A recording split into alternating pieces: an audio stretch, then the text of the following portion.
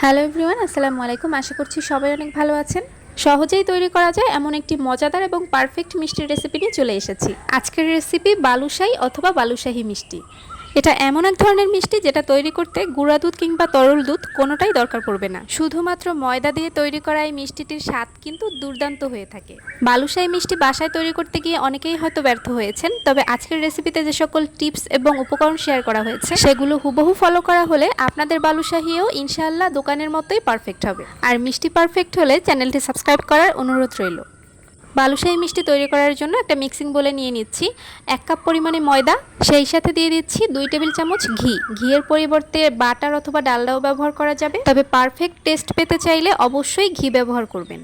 এখন দিয়ে দিচ্ছি 1 চা চামচের 6 ভাগের 1 ভাগ বেকিং সোডা, তবে আপনারা যদি ওভাবে পরিমাপ করতে না পারেন সেক্ষেত্রে 2 চিমটি বেকিং সোডা দিয়ে দিবেন।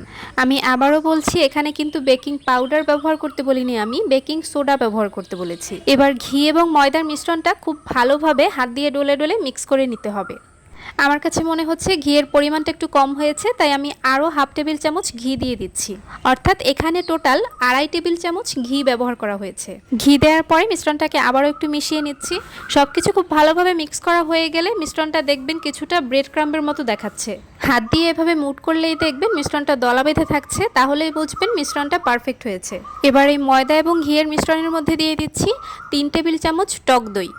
এখানে আমার টক দইটা একটু পাতলা টাইপের, তবে আপনারা যে টক দই ব্যবহার করবেন সেটা যদি পানির পরিমাণ কম থাকে অর্থাৎ একটু ঘন হয়ে থাকে সেক্ষেত্রে টক দইয়ের পরিমাণটা একটু বেশি লাগবে। এবার টক দইটাকে সব কিছুর সাথে খুব ভালোভাবে মিক্স করে নিতে হবে।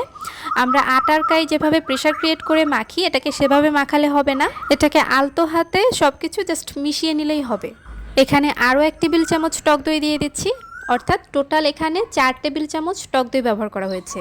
সব কিছু একসাথে মেশানোর পরে দেখবেন এরকম ছাড়া ছাড়া নরম একটা ডো হয়েছে। এই ডোটাকেই যদি আমরা খুব প্রেশার ক্রিয়েট করে এখন মাখাই তাহলেই কিন্তু রুটির খামিরের মতো হয়ে যাবে, তবে আমরা সেটা চাচ্ছি না, আমরা এটাকে এভাবেই রাখবো। এবার ডোটাকে উপর থেকে হালকা হাতে একটু চেপে চেপে ফ্ল্যাট করে দিচ্ছি।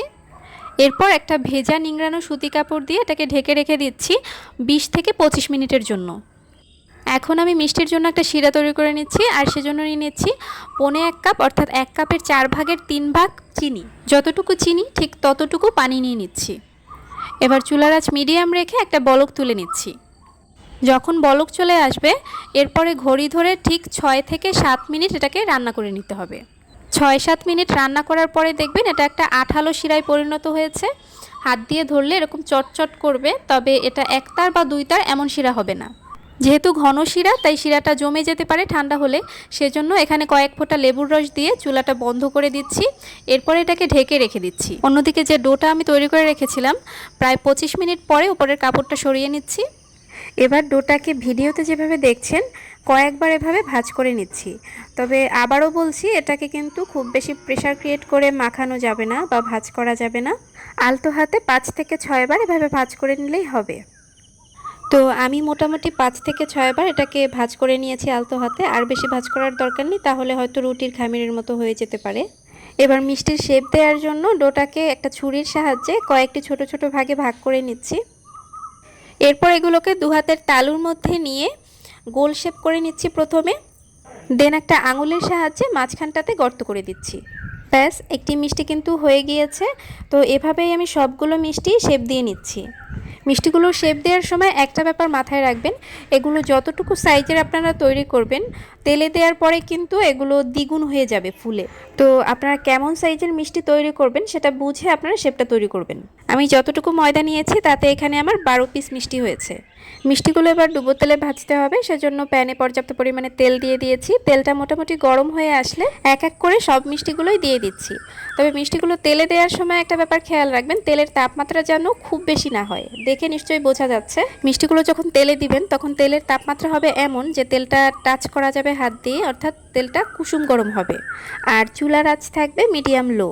তো তাড়াহুড়া না করেই মিষ্টিগুলোকে এভাবে লো আঁচেই আস্তে ধীরে ভেজে নিতে হবে। চুলার আঁচ মোটেও বাড়িয়ে দেওয়া যাবে না, তাহলে কিন্তু মিষ্টির উপর সাইডে কালার চলে আসলেও ভেতরে কাঁচা থেকে যাবে। তাছাড়া বারবার উল্টে দেওয়ারও দরকার নেই, মিষ্টির একটা সাইড হয়ে গেলে উল্টে দিতে হবে, আর একটা সাইড হতে মোটামুটি 14 থেকে 15 মিনিট তো লাগবেই। মিষ্টির একটা পাশ হয়ে গেলে এটাকে উল্টে দিয়ে অন্য পাশও সোনালি কালারের ভেজে নিতে হবে। মিষ্টিগুলো ভাজতে টোটাল আমার টাইম লেগেছে 20 মিনিটের মতো, তবে আপনাদের 2-1 মিনিট কম বা বেশিও লাগতে পারে। মিষ্টি ভাজা হয়ে গিয়েছে, সবগুলো মিষ্টি আমি তুলে নিচ্ছি। মিষ্টিগুলো তুলে নেওয়া হয়ে গেলে এগুলো এভাবেই কিছুক্ষণ বাইরে রেখে অতিরিক্ত গরম ভাবটা সরিয়ে নিচ্ছি, অর্থাৎ হালকা একটু ঠান্ডা করে নিচ্ছি। এরপরে মিষ্টিগুলোকে তৈরি করে রাখা শিরার মধ্যে দিয়ে দিচ্ছি এক এক করে। আর শিরাটা কিন্তু এতক্ষণে অনেকটাই ঠান্ডা হয়ে গিয়েছে, তবে পুরোপুরি ঠান্ডা হয়নি, সামান্য একটু গরম আছে, অর্থাৎ কুসুম গরম আছে। তবে মিষ্টি ভাজতে ভাজতে আপনাদের শিরা যদি একদম ঠান্ডা হয়ে যায় তাহলে হালকা একটু গরম করে নিতে পারেন। তবে একটা কথা মাথায় রাখবেন, একদম গরম মিষ্টি ফুটন্ত গরম শিরার মধ্যে দেয়া যাবে না। তো মিষ্টিগুলো শিরাতে দেওয়ার পরে এক একটা সাইড 5 থেকে 6 মিনিট করে শিরার মধ্যে ডুবিয়ে রাখতে হবে। এর থেকে বেশিক্ষণ রাখার দরকার নেই, কারণ এতটুকু সময়ের মধ্যেই মিষ্টির ভেতরে যতটুকু শিরা পৌঁছে যাওয়ার পৌঁছে যাবে। এবার এক এক করে সবগুলো মিষ্টিকেই আমি শিরা ঝরিয়ে তুলে নিচ্ছি। এখন কিছু মিষ্টি আমি মাওয়ায় গড়িয়ে নিচ্ছি এবং কিছু মিষ্টি এভাবেই রেখে দিচ্ছি। আপনারা যেভাবে এই মিষ্টিটা খেতে পছন্দ করেন সবগুলো মিষ্টি একসাথে মাওয়ায় গড়িয়ে নিতে পারেন, অথবা মাওয়া ছাড়া সরাসরি এভাবেও খেতে পারেন। আমি সবগুলো মিষ্টির উপরে ডেকোরেশনের জন্য একটু পেস্তা বাদাম কুচি দিয়ে দিচ্ছি। এখন একটি মিষ্টি ভেঙে দেখিয়ে দিচ্ছি এর ভেতরটাও কতটা সুন্দর পারফেক্ট হয়েছে এবং জুসি হয়েছে। আশা করছি দেখেই বোঝা যাচ্ছে। আমি আরও একটি মিষ্টি ভেঙে দেখিয়ে দিচ্ছি যে এটা কতটা সহজেই ভাঙা যাচ্ছে এবং ভেতরটাও কতটা সুন্দর হয়েছে। রেসিপিতে যে সকল টিপস এবং উপকরণ দেওয়া আছে সেগুলো হুবহু ফলো করে একবার বাসায় তৈরি করে দেখবেন, ইনশাল্লাহ আপনাদের মিষ্টিও দোকানের মতোই পারফেক্ট হবে। আর মিষ্টি পারফেক্ট হলে সাবস্ক্রাইব না করে আবার পালিয়ে যাবেন না কিন্তু। আগামী রেসিপি দেখার আমন্ত্রণ জানিয়ে আজকের মতো বিদায় নিচ্ছি। আল্লাহ হাফেজ।